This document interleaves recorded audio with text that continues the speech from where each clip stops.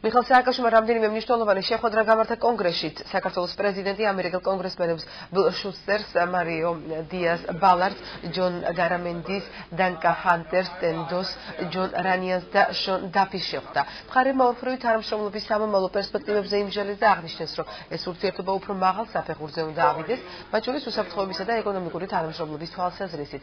შეხვედრაზე დადებითად შეაფასეს საქართველოში განხორციელებული ეკონომიკური და ანტიკორუფციული რეფორმები. ითქვა, რომ საქართველოს წარმატებას უკვე არა მარტო ამერიკის შეერთებული შტატები, არამედ რუსეთიც აღიარებს, რაზეც ქვეყანაში რუსი ტურისტების რიცხვის ზრდაც მეტყველებს. მიხეილ სააკაშვილი ასევე სენატორებს ბობ კორკერს და მარკო რუბიოს შეხვდა, რომლებმაც ხაზი გაუსვეს საქართველოს ჯარების ავღანეთის სამშვიდობო ოპერაციაში მონაწილეობის მნიშვნელობას და კიდევ ერთხელ გამოხატეს მხარდაჭერა საქართველოს მიმართ. სენატორების თქმით, საქართველოს პროგრესის საუკეთესო მაგალითია და აქ ბიზნესისთვის შესანიშნავი კლიმატია შექმნილი. მოგვიანებით სააკაშვილმა შეხვედრები სენატორ ჯონ მაკკეინთან, ლინდსი გრეჰემთან და ჯეიმს რიშთან გამართა. არა თუ ამერიკის შეერთებული შტატები, არამედ რუსეთიც კი აღიარებს საქართველოს მიერ მიღწეულ წარმატებას.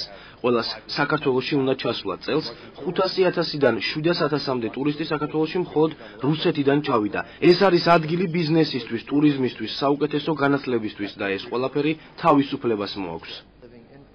საქართველო არის იმის მაგალითი თუ რა ხდება ქვეყანაში მაშინ, როდესაც ხალხი შრომის მოყვარია და თავისუფალ ქვეყანაში ცხოვრობს.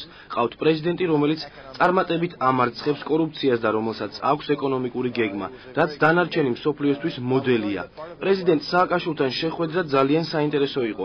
მინდა გითხრათ, რომ ამ შეხვედრების ფარგლებში ჩვენ მისგან ვსწავლობდით ამ ეკონომიკური რეფორმების შესახებ, რომელიც ყველასათვის მისაბაძი უნდა იყოს. შედეგი თავად რეზულტატია.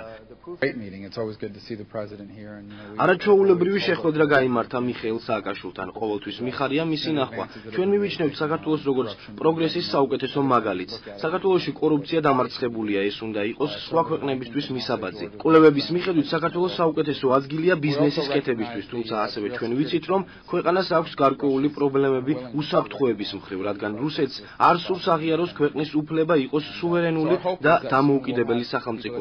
მალე სენატში აქტიურად იქნება საუბარი თავისუფალი ვაჭრობის შეთანხმებაზე ამერიკასა და საქართველოს შორის. ასევე ჩვენ ყოველთვის ვაფასებთ თანადგომას ავღანეთში.